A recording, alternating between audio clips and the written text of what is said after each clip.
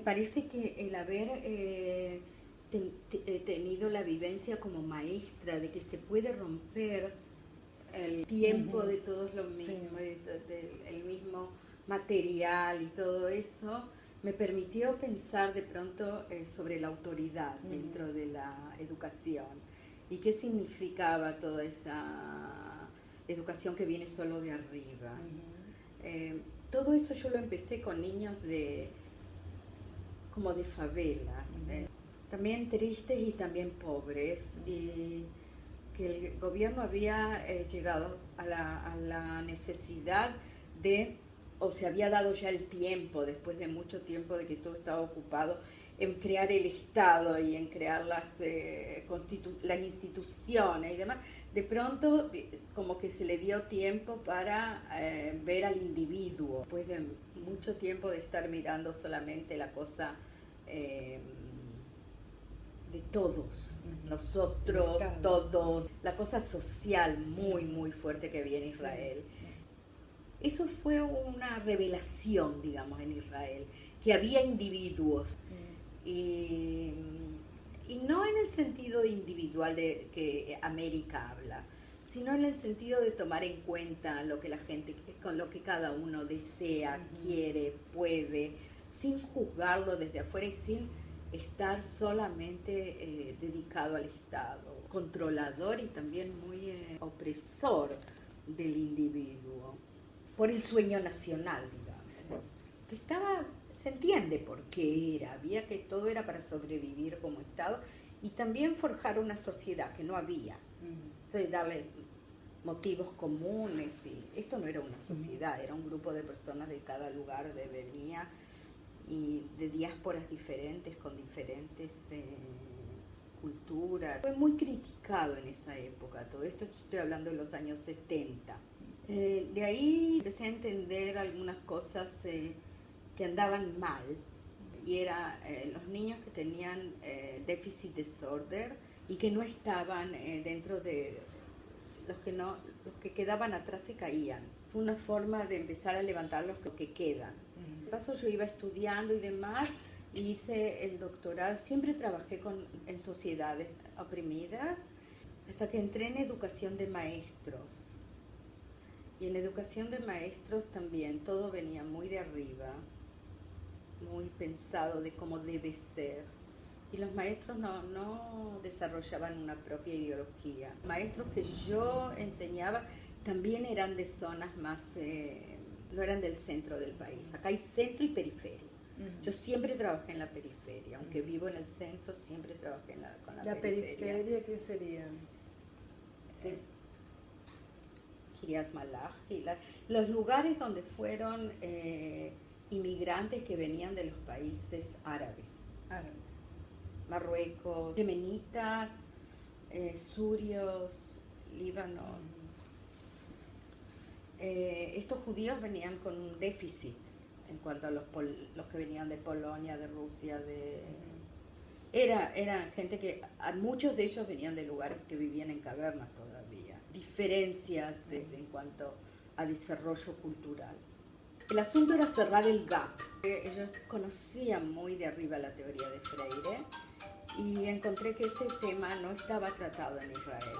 Hice el doctorado con un brasilero y con otro israelí que habían estudiado teoría un poco de la liberación, de los poderes de Estado, poder reconocerlos, poder verlos. Acá decir algo en contra del Estado era como matar acá se dice matar vacas sagradas, y nadie mata vacas sagradas así nomás. O sea que discutir la pedagogía, o eso era discutir, en realidad era discutir si el Estado sí o no. Nosotros venimos de otro lado, ¿entendés? De lo que es la opresión. La opresión es el sueño del sionismo, era también opresión de la forma de vivir las cosas. No podía criticar, sobre todo después de la guerra del 67, donde todavía una euforia de que somos los mejores y somos los más. Todo es lo mejor, porque podemos. Y no nos van a eliminar en el Medio Oriente. Un orgullo nacional. Si no tenés orgullo nacional, algo no anda bien adentro de tu cabeza. Sí, Todas esas cosas había que superarlas Ujú. para poder ver dónde estaba la opresión realmente. Y vos empezaste pensando en la formación de los profesores. Y ahí es que vos traes Paulo Freire, que conociste a dónde en realidad, aquí. Yo lo conocí, no, conocí algo de Paulo Freire cuando era muy jovencita, en el 68, 69, en la Universidad de Buenos Aires. Y cuando vine acá, escuché a yo siempre estuve en la izquierda, estuve en un kibutz, o sea que el oído también estaba abierto, preparado sí, para escuchar. Sí. Uno vino de Brasil, conocía muy bien quién era Freire, no era freiriano, era un humanista democrático, pero no era freiriano. Samuel Skolnikov, una persona súper humana y muy inteligente. Él estudió lo que es la filosofía romana. Yo hice con dos filósofos. Los dos fueron muy interesantes como guías. ¿Y la traducción? ¿Cómo llegas? Después que terminé el doctorado, fue muy interesante porque el doctorado fue enseguida conocido y reconocido por la gente que estaba en política, jóvenes que se ocupan de la educación y la política, los vas a conocer el jueves. Y ellos enseguida lo leyeron y me trajeron que les explique y que les cuente y que les diga y enseguida quisieron trabajar conmigo en un proceso de estudios para educar niños pequeños. Que esa era la necesidad de ese momento. Nacían muchos chicos en la comuna y ellos no querían que los maestros que se ocupen de los chicos, que recibieron una educación tradicional. Entonces me di cuenta que cuando empecé a enseñarles a ellos, que no tenía cómo enseñarles, porque no había nada escrito en hebreo. Entonces me puse a traducir el libro que me pareció que más resume, porque está hecho como cartas, es muy fácil de acercarse a él. Sí. Profesora Sitia no. Son 12 cartas, 10 cartas, que en realidad están hechas como llevando adelante toda la teoría de fiebre. Con lo que yo había escrito en el doctorado, se hacía un cuerpo muy bueno de estudio. Ahora, la gente lee inglés y estudia inglés, Maclaren y todo eso, pero no tenía sentido leer Giraud sin saber lo que era la filosofía freiriana, porque entonces parecía algo muy parecido a América, muy América, aunque América es... Israel a veces parecería como una estrella más en la bandera. Los que tienen una actitud crítica saben muy bien que lo que recibimos de América puede llegar a ser muy americano. A la gente en Israel le ocupaba mucho en esta época, que es el asunto de los problemas de comportamiento de los niños. Tiene que ver un poco con que los chicos son en Israel. El chico en Israel tiene el papel del milagro de los judíos. Los chicos tomaron un lugar de ser un milagro para los adultos. O sea, este milagro se porta mal. Se porta mal en la escuela y hace lo que se le da la gana. Y es difícil manejarlo. O sea, que todo lo que sea problemas de comportamiento tienen que ver con hasta cuánto oprimir los chicos y hasta cuándo liberarlos. Vienen liberados desde la panza en cuanto a opresión. Acá no hubo abuelos, la gente no tuvo abuelos hasta los años 80. O sea que todos los chicos que nacieron después del 80 son milagros. Porque está lleno de abuelos que tuvieron milagros, tuvieron nietos y que no sabían que se puede tener nietos, porque acá no había abuelos, los abuelos fueron extinguidos. Ahora, hay que pensar un poco sobre Israel como una realidad que es diferente de otros lugares del mundo. O sea que estos chicos, cuando vos hablas con ellos, no tienen, como dicen en Argentina, los pelos en la lengua. Ellos dicen cómo y lo que quieren, y eso se convirtió a veces en una cosa... es ilícito que en la escuela los chicos no puedan... pensar o aprender porque están tan llenos de sí mismos. Nosotros teníamos que liberar a los chicos de sí mismos, que estaban oprimidos por el hecho de ser un milagro. Yo digo un milagro y podría ser también el niño acá se ríen, pero cuando hay chicos en el ejército, dice, cayó un chico nuestro, o es un chico nuestro. No, no es un chico nuestro, es un chico que fue a la guerra y se mató. Y se mató porque los que decidieron que haya guerra, por ahí no tenían toda la razón del mundo. Una de las críticas mayores hacia el Estado y hacia era que nosotros mandamos para defender al país a los chicos al ejército. Ahora, lo mandás al ejército a los 18 años, no tienen forma de elegir. Todos van, menos los muy religiosos, todos van al ejército. Las mujeres también, por supuesto. Y cada vez en lugares más. Ayer acuchillaron a una mujer que estaba en el ejército, que está cuidando en la zona de Jerusalén, las puertas de la ciudad vieja. Vino un muchachito de 18 años árabe y la mató con un cuchillo. O sea que los chicos nuestros van a defender para que tengamos seguridad. Ahora, hay una culpa enorme de que nosotros sacrificamos los niños también. O sea, hay que hacer una lectura que tiene también que ver con las raíces judías de la Torá, que Abraham lleva a su hijo al sacrificio. O sea que llevar al hijo, Abraham llevó al hijo porque Dios se lo pidió. Ahora, acá todo está muy confundido porque el Estado es un Estado que tiene raíces religiosas. Sí, porque volvimos a este lugar después de 2000 años porque acá estaba el templo. ¿El Estado es laico? Sí, porque levantamos un Estado laico. Pero es todo. O sea, las fuerzas internas son muy contradictorias. Perfecto, me encanta la idea de traer Freire para la educación especialmente de chicos y la paradoja que es educar para la libertación un chico que a su vez es educado en la militarización. Exacto. O sea, qué contradicción se crea en la propia mente de los chicos, ¿no? De los chicos y también de los adultos. Y de los adultos. Nosotros no creamos como el mundo está formado. Tampoco un freiriano forma el mundo desde el principio. No. Él va tomando de la realidad y la va elaborando las contradicciones. Nuestras contradicciones pasan por un estado de guerra, que es prácticamente lo que decide cómo se va dando los estratos sociales, también a nivel de dinero, también a nivel de fuerza, pero todo eso va degenerando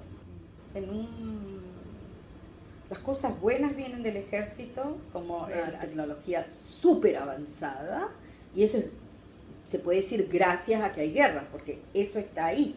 El que desarrolla la tecnología en Israel es a nivel del ejército, y después lo que se desarrolla para el ejército. ¿Sí? Pasa para la sociedad y al mundo en general. Ahora, por otro lado, está las cosas malas que vienen de ahí, que es una, digamos, constante aceptación de que no hay otra forma de vivir acá que no es abajo del cuchillo y de la guerra. O sea, que eso es lo que vas a encontrar cuando vayas a ver a las mujeres que piden por la paz, que trabajan por la paz.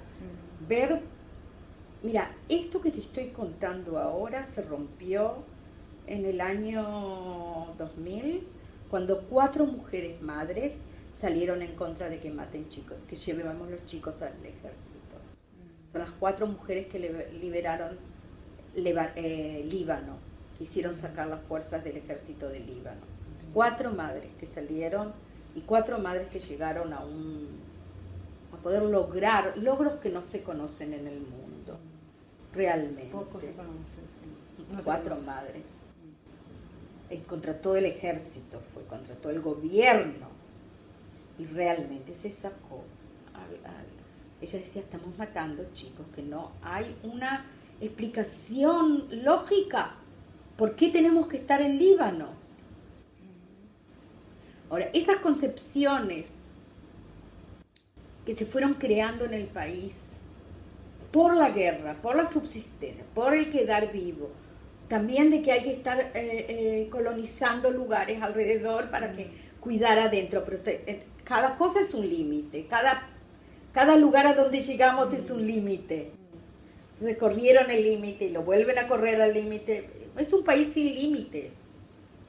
¿Y cómo se da eso en la educación, Eso específicamente de los maestros? Ahora fíjate, las mujeres, el asunto de los límites es un tema en Israel. Ahora empecé contándote de los niños estos que no tienen límites. Sí. O sea, ponete a pensar que todo tiene que ver. ¿Okay? Ahora, Freire trae muy bien estructurado dentro de lo que son los deberes y lo que son, que la liberación no tiene que ver con libertinaje. Y que la liberación del hombre no es tampoco deshacerse de sus responsabilidades, ni del humanismo, sino que liberación es algo humano. Ahora, ustedes la lectura que le dan es hacia los que están oprimidos de forma muy clara. Nosotros estamos todos oprimidos por la guerra, también los palestinos. La cuestión política de la propuesta de Freire, ¿cómo la ves? Que para él la educación es un acto de conocimiento cognitivo, pero también es un acto político en el sentido de ser crítico, creativo y transformador. Es eso, exactamente. De que se pueden transformar los mitos, leerlos. Milagro. O sea, esos elementos del lenguaje pedagógico, que sería el sujeto como un milagro, que sea el chico y el profesor en ese caso, no sé. Los héroes como milagros, no sé, lo que ellos hacen no se puede criticar. Conocer cómo es mantener la tradición, transferir conocimientos. Eso de la tradición, mira, yo creo que la cultura israelí, lo dijimos varias veces, sobre todo fue lo que más revisamos cuando hicimos el grupo de maestros, fueron las fiestas judías. Las fiestas judías tienen un poder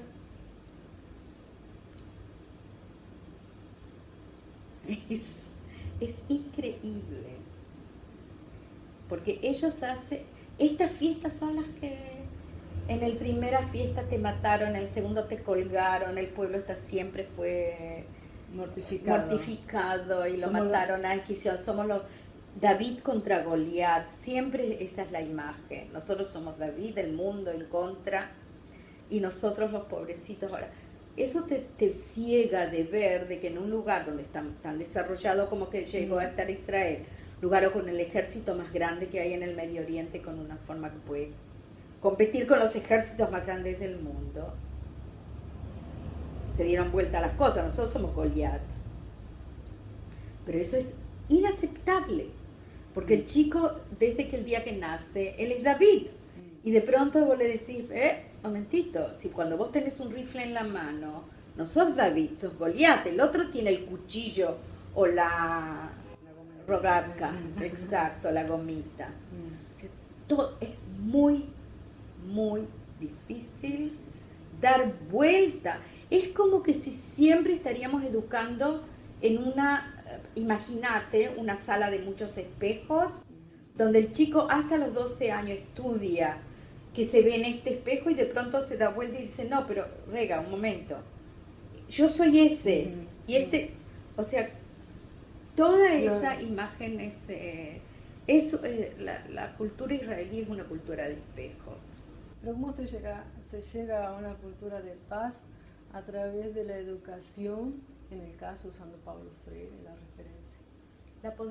La posibilidad de ver el diálogo como un camino que no sea la guerra, de ver la transformación del individuo a través del diálogo, que no es una cuestión de fuerzas nuestras contra las fuerzas de los palestinos o de los egipcios o de los demás, sino que es una cuestión de diálogo, porque no hay otra opción que vivir juntos en el Medio Oriente. ¿Qué Freire en el Medio Oriente? Yo te voy a decir, porque el Medio Oriente tiene que llegar a entender que es una zona eternamente conflictiva, porque es el pasaje geopolítico de un continente a otro, de un lugar a otro, y se acabó. Que todos están fed up de matarse. Eso es algo que está entrando de a poquito. Yo veo cambios. Eso, el diálogo en este lugar es como una forma de decir, ok, nos están jodiendo a todo el Medio Oriente, a vos palestino, a mí judío. Nosotros tenemos que hacer fuerza para poder hacer un lugar donde se terminen las guerras, porque no solo estamos dando de comer a todos los que tienen intereses. Educar para la paz es, en lugar primero, desmistificar la cultura. Yo creo que poder levantar el velo que cubre a la cultura es educar para la paz. Poder ver a los héroes de la historia desde otro lugar, desde otro punto de vista. Poder ver al otro pueblo que está al lado nuestro con sus héroes. Poder hablar de qué es ser un héroe en una época de guerra y qué es ser un héroe en una época de paz, y elegir héroes o elegir modelos culturales. La desmistificación es un trabajo muy lento, pero es un trabajo que vale la pena.